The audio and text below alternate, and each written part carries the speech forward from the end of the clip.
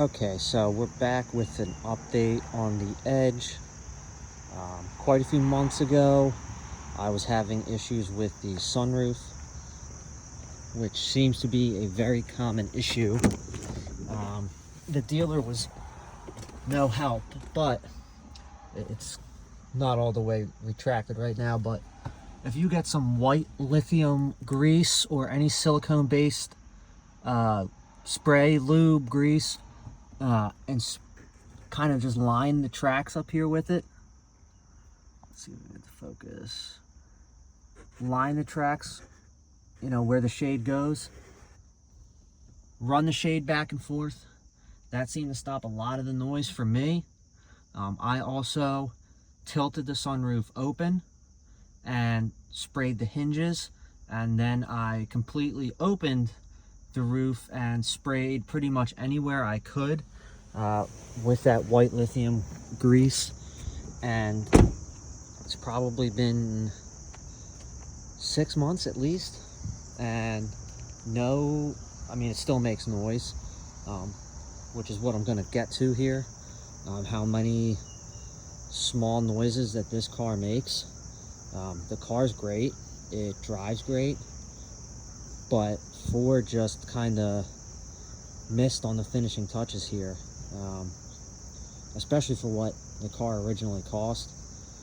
High 40s, low 50s, depending where you got it. I bought mine certified pre-owned with a warranty, thank God, because I've had quite a few warranty issues. One being what was the first? Oh, well, when I picked it up, the exhaust was rattling, which is a common issue. I guess the baffles inside the resonator go bad. Creates a very loud rattle. So that was the first thing. The second, I had the PTU and the RDU reflashed from Ford because it was making kind of a chirping noise on turns. I believe the transmission was flashed from the 8-speed to the 7-speed to eliminate, I believe it's second to third. So you get a little bit smoother shifting. A few months ago, had a clicking noise on turning. That was an axle shaft. That was replaced. And then most recently, I had a check engine light for the evap system. That was the purge solenoid. And then again, on the warranty, pick it up. The next day I go to turn the car on, check engine light again, evap system, take it back. Then apparently the filler neck on my gas tank was leaking.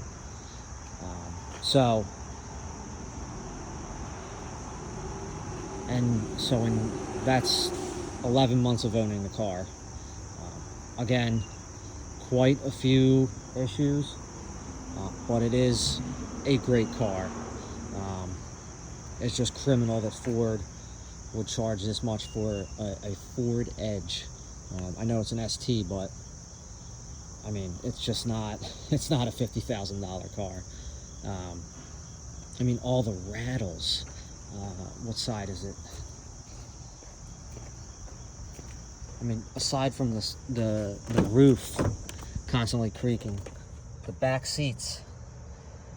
Yeah, I finally just was able to wedge. I saw on a forum someone was shoved a book back there. I didn't have a book. I just had this paper or this rag.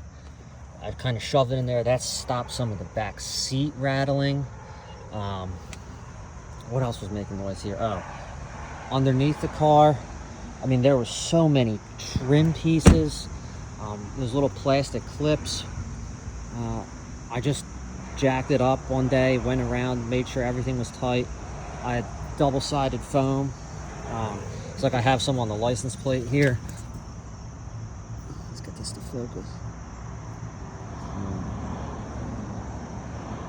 So the back here is just lined with some foam. Same kind of concept I did with some of the trim pieces around the car, is to stop the constant rattling. I thought my wheels were out of balance. I thought the alignment was off. everything's good. It's just this car is not tightened up. You know, underneath, let's see if I can get where was it? Like right here, you know, this is a good example. Is some of these clips, you know, that's, you tap on that, that's a little loose. I added some of that foam under there because you know, at highway speeds you're hearing just constant rattling all the time. So that's pretty much it. I haven't done anything other than the windows tinted. I did paint the brake calipers. I didn't want to go red or anything. It's not a race car, so I just refinished them in silver. Looks pretty good. The tires seem to be wearing pretty quickly. These are the Pirelli Scorpion Zero P0 all seasons. They are not that good. They're a little noisy, and I'm not happy with how quickly they're wearing down. So, and tires for this size are not cheap. The 265/40/21